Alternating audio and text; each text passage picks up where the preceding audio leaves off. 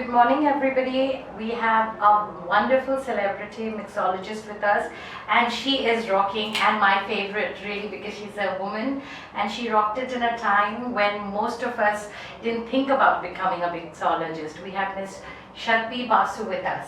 Thank you so much, Rumki. It's been an absolute pleasure to come to the campus. I've been wanting to do it for a while, and Dr. Bose has been asking me to do this. And I promised him that the next time I'm in Kolkata, I'm going to be here. So I'm really glad to be here. Oh, we are very glad too, and especially I think, as I was discussing with you, that IIHM is one of the world's best hotel schools, and we are trying to empower girls especially. So a lot of girls are trying to become mixologists now. So do you think they're ready? Do you think society is ready? Oh, society was ready a long time ago. We just thought they weren't. So we make Yes, all these it's like assumptions. a perception, right? Yes, we make assumptions about all of these things. And honestly, I've been doing it now for 42 years. I started No way. Yes. You don't look it. And I'm not just saying it. You don't look Trust it. me. And when I started, there were hardly any boys either. We were just maybe 4 of us in the entire country who were doing this. And honestly, I didn't have any issues even then. In fact, we'd have ladies who would come up to the bar when I used to work with the boys and say, oh, thank God, now we have someone we can talk to. So honestly, society has always been ready because we work in areas where the kind of people who come to our restaurants and bars are people like you and me. And so they're perfectly happy to see people like us there. It's only when you think of it in a context where you have made the assumption that, oh, it's unsafe.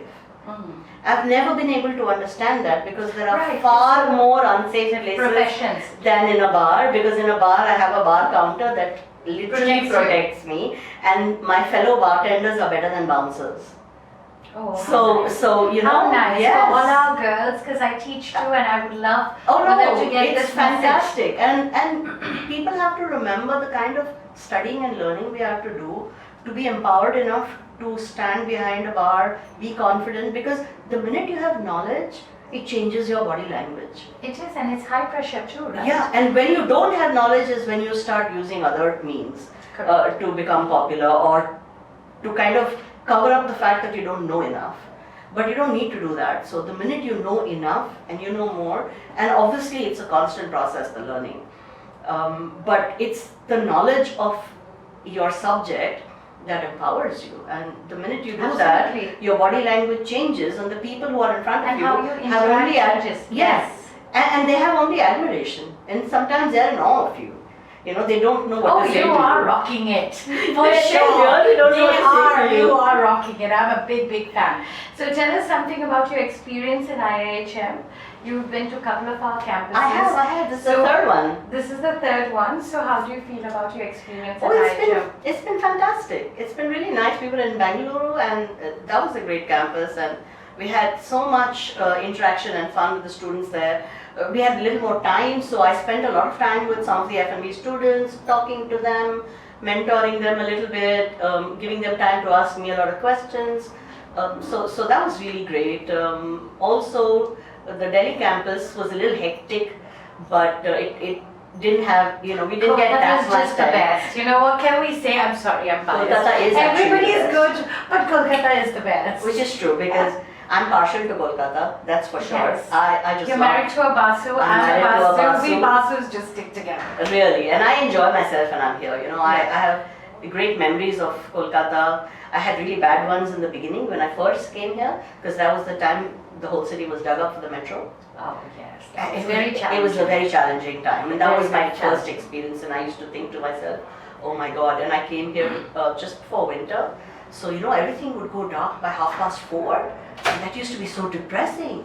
But I obviously got used to it, and then once the city was transformed, it's one of my favorite places to be. I'm so glad. Every time I come here, I wait for an excuse to extend my stay. Oh, please do, and we're so happy to have you So here. it's Come fantastic. to our campus more, because there are so many students who are aspiring to be mixologists. Absolutely. So it brings me to, what is your message to the students at IIHM and all other inspiring hoteliers, these young minds, please? I think, the important thing to remember is, if you know what you want to do, go for it. Just do what makes you happy and just focus on one thing, which is the more knowledge you gain, the more confident you will be. And you will keep learning as you go forward. So enjoy what you do, because when you enjoy something, then it's not a chore. Then it's not that whole, oh, I don't want to go to work today because it's so stressful. When you wake up in the morning and you don't want to go to work, and if it happens more than once, then you have to ask yourself whether you need to change what you're doing. Right. So, and if you don't know what you want to do, it's also okay. Because remember one thing, at some point, it will come to you. Some people know it from the day they begin. And some people kind of, wander around, and one day they kind of see the light. And that's fine. Everything you do, you will learn from. Everything you do, you will learn from. And all that learning will finally help you at the end when you finally discover who you want to be. So don't be depressed, or don't feel disheartened if you don't know where you want to go. Look at me. I started off wanting to be a chef. Really? In fact, when I joined IIHM, I had no idea what I was doing there. Because before that, I wanted to be a vet. Now think about it. A vet. Chef. From a vet to being pushed into an IIHM. So for the first 6 months, I was clueless about what I was doing there. By the end of the first year, I thought, okay, the kitchen's a great place. So I wanted to be a chef. I worked for 1 year in the kitchen, and then because the HR there didn't transfer me to my chosen kitchen, which they had promised, they had said work for 6 months in the main kitchen and then we'll transfer you, and they didn't. And I thought, my God, I've wasted almost a year of my life. So Especially at that age, a year is a long time. It is. Yeah. Because I'm thinking, that my hands are not doing what they were meant to do. So I thought, okay, let me move out and go to a smaller restaurant where maybe the chef there will allow me less red tape. Didn't happen. What really happened at that place is that the manager there pushed me and said, you're handling the restaurant and the bar.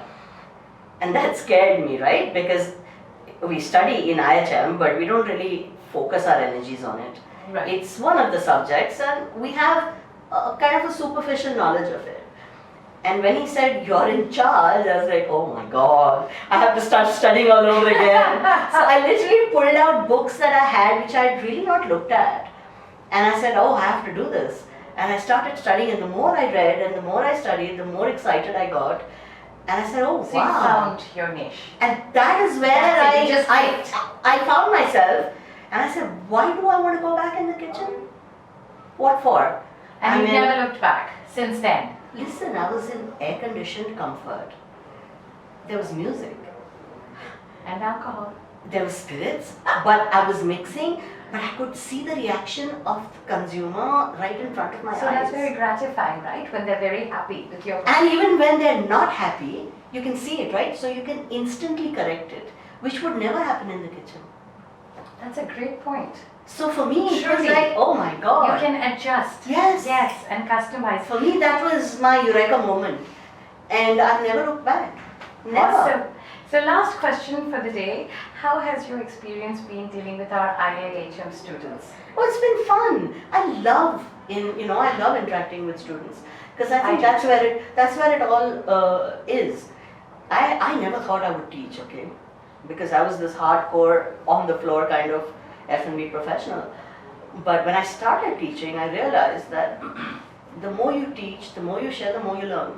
Absolutely. And when you interact with young people and you connect with them, the kind of questions they ask you makes you question yourself and your knowledge. And they keep you on your feet, yes, and absolutely. they keep you on your toes dancing, and you got to study and research and answer all their questions, and I think that was fantastic. That was a great experience for me. So you think both boys and girls equal, because we believe a lot in gender equality at IIHM, so both can apply and both can be equally successful. See, I'll tell you one thing. In my life, I didn't even know there was something called gender equality. Okay? It was an assumption that it existed, because in our homes we didn't have that separation ever.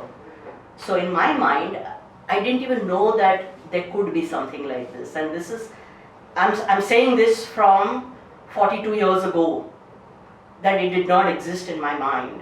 And therefore, I think everyone is born equal. Yes, So absolutely. it is when you talk about gender equality so much that you're bringing to the fore that there is a difference.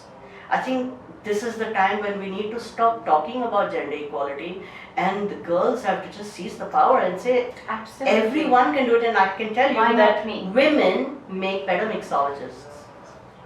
I'm just clapping for all the girls. No, they do. They do. I'll justify it. And boys, don't feel bad. Okay, it's not anything against you. Again, like I They're said, very good too. I've never talked about anything called gender equality because I just assume that It's we are all equal. Absolutely.